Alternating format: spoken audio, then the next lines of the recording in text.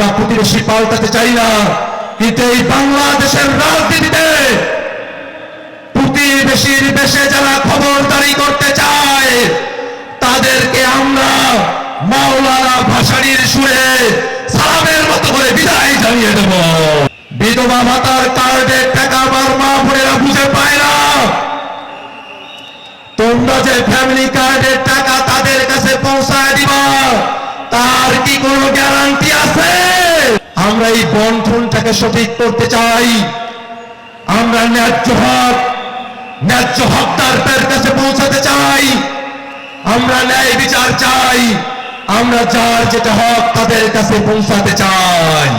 আমরা একটা স্বচ্ছতার রাজনীতি চাই, জবাবদিহিতার রাজনীতি চাই। আমরা বাংলাদেশের সকল পক্ষকে ধারণ করে একটা সম্প্রীতির বাংলাদেশ বানাতে চাই।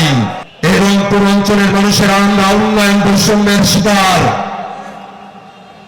আমরা এতটাই অবহেলিত, আমাদের এখানে কোনো শিল্প কল কারখানা নাই। আমাদের এখানে মানুষেরা ভালো করে চিকিৎসা গ্রহণ করবে তেমন কোনো ব্যবস্থা নাই। আমাদের বিশ্ববিদ্যালয় কলেজগুলো বিশ্বমানের দূরের কথা দেশীয় মান অর্জন করতে পারে নাই। আমরা 10 দলীয় নির্বাচনী ঐক্যের পক্ষ থেকে কথা দিতে চাই, আমরা যেমন রাষ্ট্রীয় সংস্কারের পক্ষে আছি তেমন করে আমরা বৈষম্যের বিপক্ষে, বৈষম্য মুক্ত করার যে সংস্কার, রংপুরের উন্নয়নের জন্য যে সংস্কার, আমরা ক্ষমতায় গেলে সেই সংস্কারও বাস্তবায়ন করব। আমরা এই বাংলাদেশটাকে নতুন করে করতে চাই। আমরা মানুষের কাছে এমন ওয়াদা দিতে চাই যে ওয়াদা আমরা পরিপালন করতে পারব।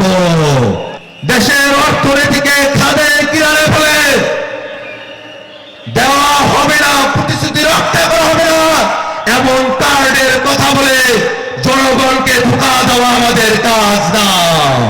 আমরা যে ধর্মীয় শিক্ষা, নৈতিক মূল্যবোধ এবং সম্প্রীতির শিক্ষা নিয়ে বাংলাদেশের রাজনীতি পরিচালনা করছি, আমরা গ্যারান্টি দিয়ে বলতে পারি বাংলাদেশের হিন্দু, বৌদ্ধ, খ্রিস্টান, সাঁওতাল সহ সকল জনগোষ্ঠীর মানুষেরা 10 দলীয় নির্বাচনী ঐক্যের কাছেই সব থেকে বেশি নিরাপদ। সেই নিরাপত্তার চাদরে সকলকে সাজিয়ে আমরা নতুন করে বাংলাদেশকে গড়তে চাই।